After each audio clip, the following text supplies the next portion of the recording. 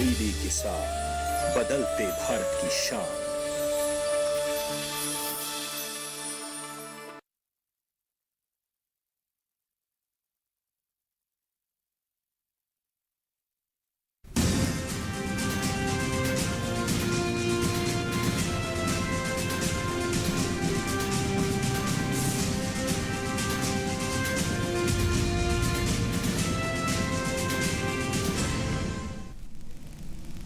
नमस्कार, किसान समाचार में आप सभी का स्वागत है। मैं हूं संतोष चौधरी। तो चलिए सबसे पहले नजर डालते हैं मुख्य समाचारों पर। देश के उपभोक्ताओं को उचित दर पर खाद्य तेल उपलब्ध कराने के लिए केंद्र सरकार ने आयात शुल्क को कम करके दी बड़ी राहत। 5 दिन से कम समय में पोर्ट पर इंपोर्ट क्लियरेंस करवाने जैसे कई महत्वपूर्ण निर्णय लिए। तिलहन फसलों के उत्पादन को बढ़ावा देकर भविष्य में तेल की कीमतें नियंत्रित करने के विकल्प भी तैयार, कहा केंद्रीय खाद्य एवं सार्वजनिक वितरण विभाग के सचिव सुधांशु पांडे ने। कृषि उत्पादों के लिए परिवहन और विपणन यानी कि टीएमए योजना का बढ़ा दायरा। अब परिवहन और विपणन में डेयरी उत्पादों को भी किया गया शामिल। कृषि उत्पादों के भारतीय निर्यातकों को महंगी होती माल ढुलाई और लॉजिस्टिक्स की लागत में मिलेगी खासी मदद। कृषि लोन लेना हुआ आसान। नाबार्ड ने सहकारी बैंकों के समक्ष आ रही 3 प्रमुख समस्याओं को किया रेखांकित। टेक्नोलॉजी की मदद से लोन की धीमी गति को मिलेगी रफ्तार। छोटे लोन देकर किसानों को किया जाएगा सशक्त। बैंकिंग सेवाओं में कृषि क्षेत्र की सुगमता से बढ़ेगी किसानों की आय।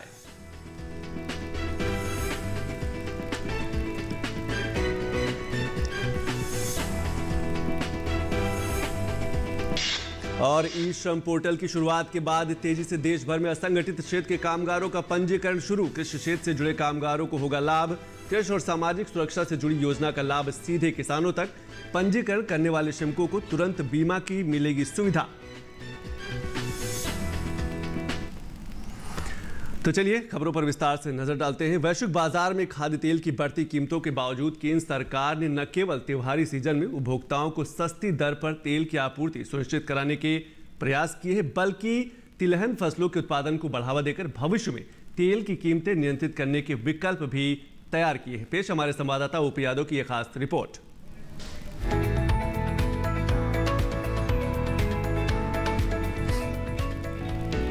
अंतर्राष्ट्रीय बाजार में खाद्य तेल की बढ़ती कीमतों के मद्देनजर भारत सरकार ने समय रहते सार्थक कदम उठाकर त्योहारी सीजन में देश के उपभोक्ताओं को उचित दरों पर खाद्य तेल की समुचित आपूर्ति के विकल्प तैयार किए हैं।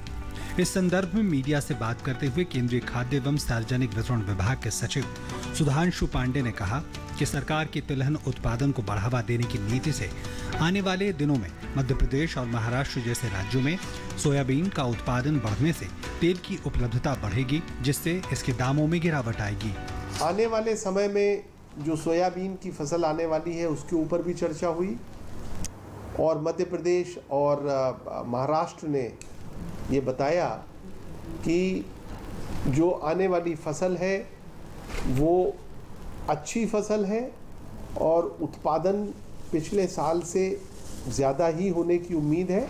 सुधांशु पांडे ने कहा कि केंद्र सरकार द्वारा तिलहन फसलों सहित रबी फसलों का न्यूनतम समर्थन मूल्य बढ़ाने से किसानों का तिलहन फसलों के प्रति झुकाव बढ़ेगा। अभी सरकार ने रबी के लिए जो एमएसपी अनाउंस किया है उसमें ऑयल सीड्स की तरफ झुकाव है, तो खरीफ और रबी दोनों की फसलों को देखते हुए लगता है कि आने वाले समय में जो तेल के दाम है, तेल की अवेलेबिलिटी है वो इम्प्रूव होगी और दाम नीचे आएंगे। गौरतलब है कि केंद्रीय उपभोक्ता मामलों के मंत्रालय ने त्योहारी सीजन में जमाखोरी पर लगाम लगाने के राज्य सरकारों से आवश्यक वस्तु अधिनियम 1955 के तहत निर्देश जारी कर मिल मालिकों, रिफाइनरों, थोक विक्रेताओं और व्यापारियों से उनके स्टॉक का खुलासा करने को कहा है, ताकि साप्ताहिक आधार पर खाद्य तेलों और तिलहनों की कीमतों की निगरानी की जा सके। इसके अलावा केंद्र ने राज्यों को स्टॉक का खुलासा करने के लिए स्टॉकिस्टों को एक ऑनलाइन पोर्टल तक पहुंच प्रदान करने के लिए भी कहा गया है। त्योहारी सीजन में केंद्र सरकार खाद्य तेलों की कीमतों को न केवल नियंत्रित करने के लिए लगातार प्रयास कर रही है, बल्कि कालाबाजारी रोकने के साथ साथ राज्यों को निर्देश देकर उपभोक्ताओं को सस्ती और सर्वसुलभ खाद्य तेलों की उपलब्धता सुनिश्चित करने का नेक काम भी कर रही है। मेरे सहयोगी कैमरामैन संदीप के साथ मोपी यादव, डीडी न्यूज, दिल्ली।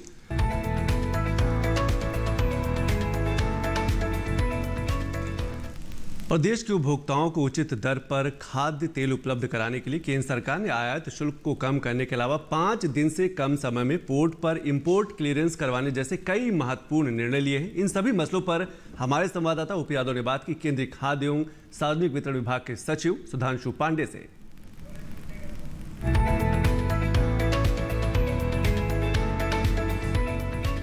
खाद्य तेलों की कीमतों को नियंत्रित करने के साथ साथ देश के उपभोक्ताओं को सस्ती और सर्वसुलभ खाद्य तेल उपलब्ध कराने के लिए भारत सरकार लगातार काम कर रही है। त्योहारी सीजन है, ऐसे में इस पर विशेष ध्यान दिया जा रहा है। इन सभी विषयों पर अभी बात करने के लिए हमारे साथ मौजूद है सुधांशु पांडे, जो खाद्य और सार्वजनिक वितरण विभाग के सचिव हैं। त्योहारी मौसम में उपभोक्ताओं को सस्ता और सर्वसुलभ खाद्य तेल उपलब्ध हो, उसके लिए किस तरह के प्रयास हैं? सरकार की तरफ से बहुत सारे कदम उठाए गए हैं। सबसे पहला कदम था इंपोर्ट, जो क्वांटिटीज़ होती हैं उनको पोर्ट के ऊपर फैसिलिटेट किया जाए और पोर्ट के ऊपर अब जो ड्वेल टाइम होता है वो 5 दिन से नीचे का है। आयात शुल्क को कम किया। तीसरा उसके बाद जो कदम उठाया वो ये उठाया कि राज्य सरकारों को निर्देश दिए गए हैं कि वो जो ऑयल की अवेलेबिलिटी है स्टॉकिस्ट के साथ, डिस्ट्रीब्यूटर्स के साथ, उसके ऊपर निगाह रखें और वो सभी व्यापारियों को निर्देश दें कि वो डिस्क्लोज करें उनके पास कितनी क्वांटिटी है, कि इससे ट्रांसपेरेंसी बढ़ेगी और इससे दामों को कंट्रोल करने में भी मदद मिलेगी। सरकार ने रबी फसलों के एमएसपी बढ़ाए हैं, तेलों के भी एमएसपी बढ़ाया। निश्चित तौर पर किसानों को जो तिलहन की फसलें उत्पादन में प्रोत्साहन मिलेगा। किस तरह देखते भविष्य में इस उत्पादन से और जो तेल की कीमतें गिरावट से? जो तिलहन है उसमें बढ़ावा होना है इस बार जो है जो रबी की सोइंग है वो बेटर जा रही है और अभी खरीफ की जो सोयाबीन की क्रॉप है वो भी बेहतर आ रही है।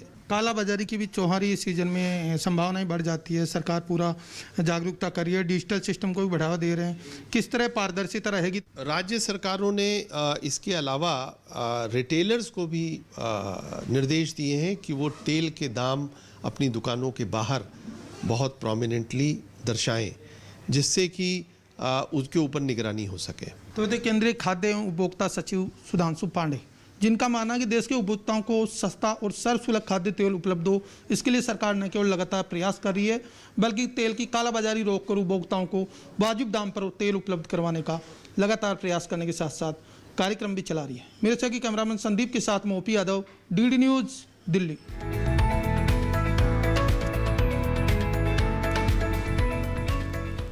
और नाबार्ड लगातार ये प्रयास कर रही है कि बैंकों के माध्यम से किसानों को आसान लोन मिलता रहे ताकि वो आर्थिक क्षमता अपनी बढ़ा सकें।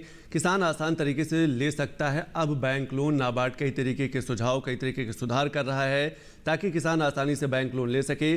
सरकार कई तरीके की लोन सेवा कृषि क्षेत्र में दे रही है ताकि एग्रीकल्चर सेक्टर को बढ़ावा दिया जा सके। किसानों के लिए कम ब्याज दर पर कृषि लोन की सुविधा उपलब्ध करा दी गई है। कई ऐसे बैंक हैं जो बहुत ही कम ब्याज दर पर कृषि ऋण दे रहे हैं। कृषि यंत्रों पर भारी अनुदान से भी तकनीक को बढ़ावा दिया जा रहा है। पराली जैसी जो समस्या है उसको दूर करने के लिए अनुदान को भी बढ़ावा दिया जा रहा है। पराली प्रबंधन के लिए कृषि यंत्रों की खरीद पर भरपूर अनुदान की व्यवस्था की गई है ताकि पराली जैसी जो समस्या है उससे निपटा जा सके। 1 लाख की लागत तक का कृषि यंत्र खरीदने पर किसानों को आर्थिक मदद भी जारी, यानी कि सब्सिडी की सहायता भी, सुविधा भी दी जा रही है।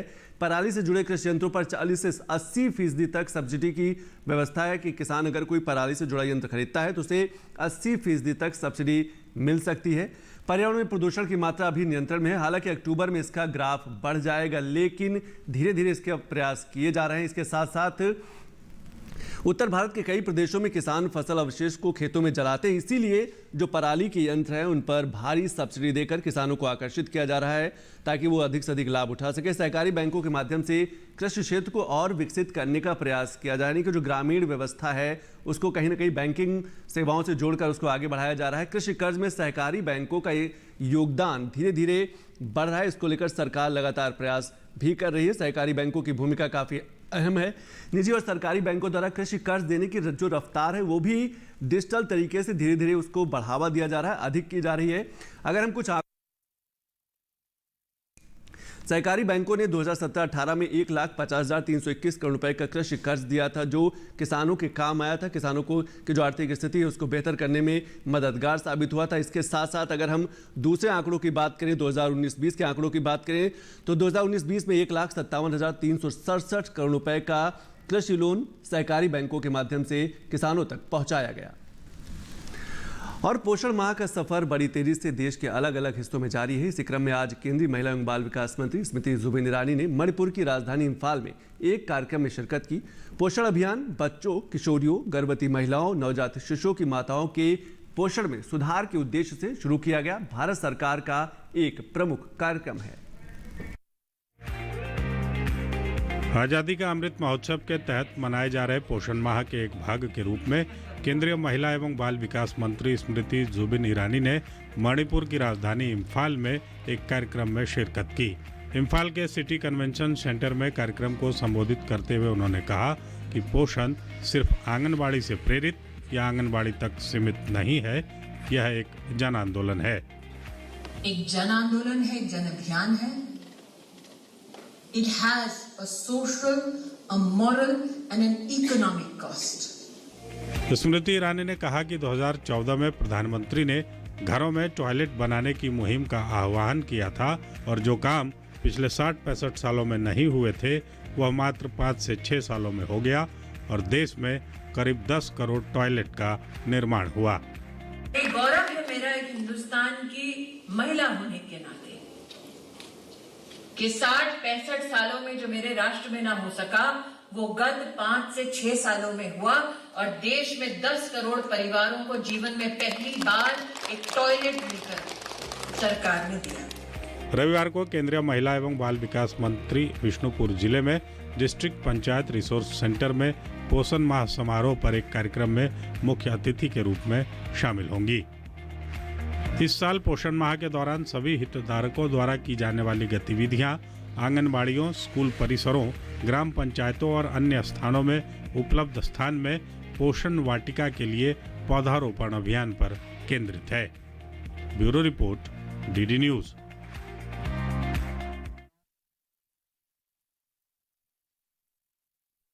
है उसको भी बढ़ावा दिया जा रहा है। कृषि उत्पादों के लिए परिवहन और विपणन सहायता यानी कि जो टीएमए योजना का दायरा बढ़ाया गया है ताकि इसमें जो डेयरी उत्पाद है उनको भी शामिल किया जा सके। अब परिवहन और विपणन सहायता में डेयरी उत्पादों को इसमें शामिल करके जो पशुपालन करने वाले जो किसान हैं उनका आर्थिक स्तर बढ़ाने का प्रयास किया जा रहा है। डेयरी उत्पादों की सहायता की दरों को भी लगातार बढ़ाया जा रहा है, यानी कि उनकी जो कीमतें हैं वो भी बढ़ाई जा रही हैं। नई योजना को 31 मार्च 2022 तक के लिए बढ़ा दिया गया है। इसका सबसे अधिक जो फायदा है जो पशुपालन करने वाले जो किसान हैं उनको मिलेगा। बढ़ी हुई सहायता से कृषि उत्पादों के भारतीय निर्यातकों की महंगी होती माल ढुलाई और लॉजिस्टिक्स की लागत में मदद मिलने की भी उम्मीद है। टीएमए योजना के तहत सरकार माल भाड़ा शुल्क के एक निश्चित हिस्से की प्रतिपूर्ति करती है और कृषि उपज की बिक्री कार्यों में भी सहायता प्रदान करती है ताकि किसानों की जो आय वो बढ़ाई जा सके। समुद्र के रास्ते निर्यात के मामले में 50% और हवाई मार्ग से भेजे जाने वाले सामान के लिए 100% वृद्धि की गई है। और आइए बात करते हैं मंडी भाव की और देखते हैं कि देश के अलग अलग अनाज मंडियों में अनाज का क्या है भाव।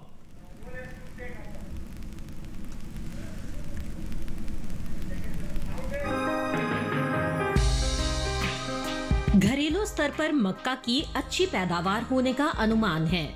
इस साल देश में मक्का की रिकॉर्ड पैदावार हो सकती है।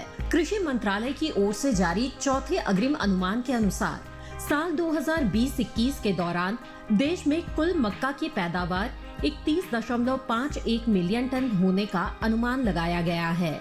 वहीं बात मोटे अनाज की पैदावार की करें तो मोटे अनाजों का उत्पादन इस साल 51.15 मिलियन टन अनुमानित है, जो साल 2019-20 के उपज की तुलना में 3.40 मिलियन टन अधिक है। इसके अलावा ये औसत उपज की तुलना में भी 7.14 मिलियन टन अधिक है। वहीं बात मक्का की बुआई की करें तो बीते कुछ दिनों से पीछे चल रही मक्का की बुआई में अब कुछ बढ़त दर्ज की गई है। चालू खरीफ सीजन में मक्का की बुआई का रकबा बीते साल के मुकाबले 1 लाख हेक्टेयर आगे चल रहा है। कृषि मंत्रालय की ओर से 10 सितंबर तक के लिए जारी ताजा आंकड़ों के अनुसार देश भर में 81,13,000 हेक्टेयर से अधिक के क्षेत्रफल में मक्का बोई जा चुकी है, जबकि बीते साल की समान अवधि में बुआई का रकबा 79,85,000 हेक्टेयर रहा था। शनिवार को कृषि उपज मंडियों में मक्का की आवक सामान्य रही। अधिकतर कृषि उपज मंडियों में मक्का के सौदे उठापटक के साथ हुए, हालांकि कुछ मंडियों में भाव स्थिर रहे। बात इसके हाजिर भाव की करें तो एग्मार्क नेट के अनुसार गुजरात की दाहोद मंडी में 9 सितंबर को सफेद मक्का का भाव रहा 1,950 रुपए। 11 सितंबर को इसके भाव में 40 रुपए की नरमी आई और भाव 1,910 रुपए पर आ गया। राजस्थान की कोटा मंडी में इस दौरान मक्का के सौदों में 49 रुपए की बढ़त के साथ कारोबार हुआ। यहाँ 11 सितंबर को मक्का का भाव रहा 1,770 रुपए, जो 9 सितंबर को 1,721 रुपए था। उत्तर प्रदेश की शिकोहाबाद मंडी में हाइब्रिड मक्का के भाव बीते 2 दिनों के दौरान स्थिर रहे। यहाँ 10 और 11 सितंबर को हाइब्रिड मक्का 1,600 रुपए पर बिकी। राज्य की अलीगंज मंडी में 10 सितंबर को हाइब्रिड मक्का का भाव रहा 1,530 रुपए। 11 सितंबर को इसके सौदों में 10 रुपए की नरमी आई और भाव 1,520 रुपए पर आ गया।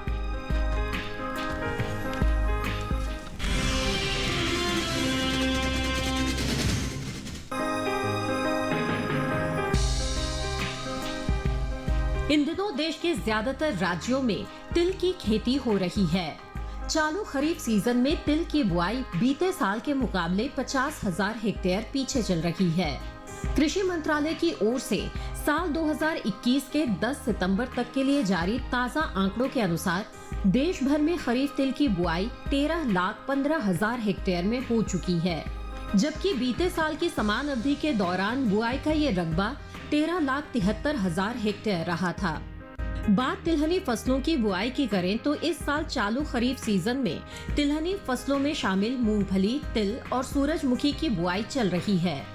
कुल तिलहनी फसलों का रकबा बीते साल से 2 लाख हेक्टेयर पीछे चल रहा है। कृषि मंत्रालय की ओर से 10 सितंबर तक के लिए जारी ताज़ा आंकड़ों के अनुसार साल 2021 के चालू खरीफ सीजन में देश भर के तिलहन किसानों ने 1,92,56,000 हेक्टेयर में तिलहनी फसलों की बुआई कर ली है, जबकि बीते साल समान अवधि के दौरान बुआई का रकबा 1,95,71,000 टन रहा था। हालांकि साल 2020-21 के दौरान देश में कुल तिलहनी फसलों की रिकॉर्ड पैदावार होने का अनुमान है। इस साल के लिए जारी चौथे अग्रिम अनुमान के अनुसार घरेलू स्तर पर तिलहनी फसलों की पैदावार 36.10 मिलियन टन होने का अनुमान है, जो पिछले साल के मुकाबले 2.88 मिलियन टन ज्यादा है। कृषि उपज मंडियों में शनिवार को तिल की आवक सीमित रही। बात इसके हाजिर भाव की करें तो एग्मार्क नेट के अनुसार गुजरात की दाहोद मंडी में 9 सितंबर को सफेद तिल का भाव था 8,550 रुपए। 11 सितंबर को इसके भाव में 650 रुपए का उछाल आया और भाव 9,200 रुपए पर जा पहुंचा। इसी तरह राज्य की राजकोट मंडी में काले तिल के सौदों में 330 रुपए की मजबूती के साथ कारोबार हुआ। यहाँ 11 सितंबर को काले तिल का भाव रहा 11,230 रुपए, जो 10 सितंबर को 10,900 रुपए था। वहीं 11 सितंबर को सफेद तिल के सौदों में 50 रुपए की तेजी आई और भाव 9,750 रुपए पर जा पहुंचा। हालांकि ऊंझा मंडी में इस दौरान तिल के भाव में नरमी दर्ज की गई। यहां 9 सितंबर को तिल का भाव रहा 9,600 रुपए। 11 सितंबर को इसके भाव में 100 रुपए की गिरावट आई और भाव 9,500 रुपए पर आ गया। राजस्थान की कोटा मंडी में 9 सितंबर को तिल का भाव रहा 9,200 रुपए। 11 सितंबर को इसके सौदे 100 रुपए चढ़कर 9,300 रुपए पर हुए।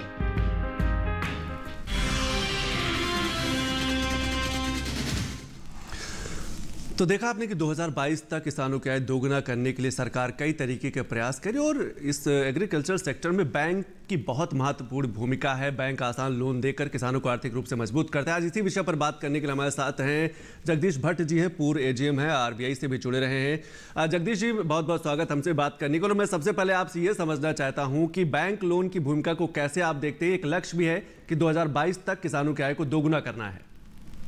निश्चित रूप से किसानों की आय जो है 2022 तक दुगनी करने के लिए सरकार ने विभिन्न योजनाएं बनाई हैं, उसमें बैंकों की महती भूमिका है। सबसे पहला तो किसान क्रेडिट कार्ड योजना है, जो कि मुख्य रूप से फसल ऋण की आवश्यकताओं के लिए मिलती है। उसके साथ साथ आंशिक रूप से जो आपके तमाम सारे उपभोग प्रयोजन है, घर के उपयोग के लिए है, तो 10% तक उसमें राशि का उपभोग कर सकते हैं, लेकिन ज्यादा उपयोग नहीं करें क्योंकि चुकाने में थोड़ी दिक्कत होती है। और किसान भाइयों के लिए जो किसान क्रेडिट कार्ड है, तो फसलों की खेती के लिए शॉर्ट टर्म लोन देती है, फसल कटने के बाद के खर्च के लिए भी देती है जी। और कृषि उत्पादन का जो विपणन कार्य है उसके लिए भी देती है। खेती बाड़ी से संबंधित और कृषि से संबंधित जैसे तमाम सारी और गतिविधियां हैं, डेयरी है और मछली पालन है, पशु पक्षी और मधुमक्खी पालन है, मछली झींगा, जितने भी, इन सब के लिए भी आपको अल्प अवधि के लिए ऋण मिलती है।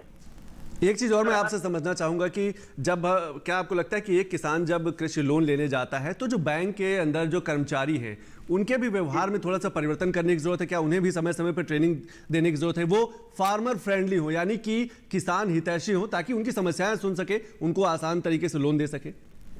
इसके लिए रिजर्व बैंक ने समय समय पर जो है कार्य किया है। और आप वो देखेंगे 1969 के पहले या 80 में जब राष्ट्रीयकरण बैंकों का नहीं हुआ था तो मास केवल बैंकिंग थी नहीं, क्लास बैंकिंग थी। फिर क्षेत्रीय ग्रामीण बैंक बनाए गए 1975 में, 1982 में नाबार्ड बना, फिर लीड बैंक स्कीम 2009 में आई, सेल्फ हेल्प ग्रुप के हुए। अब बिजनेस करस्पॉन्डेंट बीसी है जो उन्हीं के भाषा में बोलते हैं, उन्हीं के साथ रहने वाले हैं, गाँव के ही पास के हैं जी, तो उनके माध्यम से संबंधित सुविधाएं दी जाती है। और फसल की बीमा का भी है, किसानों को डरने आपदा आ गई है तो खराब हो गई है तो भी हिम्मत नहीं हारे। 5 सूत्र में चाहूंगा कि उनको किसान भाई इस चीज को देखें और बैंकों के द्वारा जो लाभ मिल रहा है, और कभी तो ब्रांच लेवल पर तो शिकायत कर ही सकते हैं। ब्लॉक लेवल पर भी एक क्वार्टरली मीटिंग होती है जो BLBC कहलाती है, block level bankers committee meeting. उसके अलावा आपके DCC मीटिंग होती है डिस्ट्रिक्ट लेवल की, और फिर डिस्ट्रिक्ट लेवल रिव्यू कमेटी होती है जिसमें वो अपने जनप्रतिनिधियों को भी भेज सकते हैं और उनके माध्यम से समीक्षा होती जिले में किन किन बैंकों ने समय पे लोन दिया कि नहीं दिया, और उनको जो कृषि उत्पादन की जो मजबूरन बिक्री कर दिया जाता, फसल तो हो गई, पैदा ज्यादा हो गई, अब पता चला कि बाजार में उसके रेट कम है, तो भी किसानों के लिए लाभ ये है कि वो अपनी फसल को जमा कर दें गोदाम में, जो वेयर हाउसिंग कारपोरेशन माल गोदाम है, और वहां से रसीद ले लें। तो उस रसीद के बदले में भी उनको बैंकों से ऋण मिलेगा। एक आखिरी सवाल बहुत ही संक्षिप्त में आपसे जानना चाहूंगा, समय की बहुत कमी है। कई तरीके के लोन है, कई तरीके की बैंकिंग सुविधाएं हैं। क्या आपको लगता है समय समय पर बैंक भी मेले का आयोजन करे ताकि जो किसान है लोग पहुंच सके और उनको पता चल सके कि सरकार की तरफ से ये सुविधाएं हैं? नहीं, बैंक जो है समय समय पर लोन मेला भी आयोजित करते हैं और उसके साथ साथ वित्तीय साक्षरता के कैंप लगाते हैं, और उन लोगों के साथ साथ रिजर्व बैंक भी समय समय पर सीधे किसानों से बातचीत करती है। और जैसे विदाउट कोलेटरल आपको ये हर साल प्रतिवर्ष जो है वित्तीय साक्षरता समारोह करती है, जिसमें कि हमारे वरिष्ठ अधिकारीगण और छोटे अधिकारी सभी लोग गांव तक जा करके, गांव के लेवल पे जा करके वहां किसानों से सीधे मिलते हैं और उनको बताते हैं कि क्या क्या रिजर्व बैंक की सुविधाएं हैं। ATM के मशीनों में भी वो संदेश प्रसारित किया जाता है, अगर वो जाए अपना कार्ड लगाए तो उनको वहां से भी जानकारी मिल सकती है। बिल्कुल सही कहा जगदीश भट्ट जी आपने कि जागरूकता बहुत जरूरी है। बैंक अपना काम कर रहा है, किसानों को भी जागरूक होने की जरूरत है कि वो बैंक तक पहुंचे और जो नई योजना है उनका पता करें। बहुत बहुत शुक्रिया इस सभी जानकारी के लिए। तो किसान समाचार में आज हमने बात की कि कैसे जो लोन है आसान तरीके से किसानों तक पहुंच सकता है, और कई खबरों को हमने देखा। लेकिन अभी बस इतना ही। नमस्कार।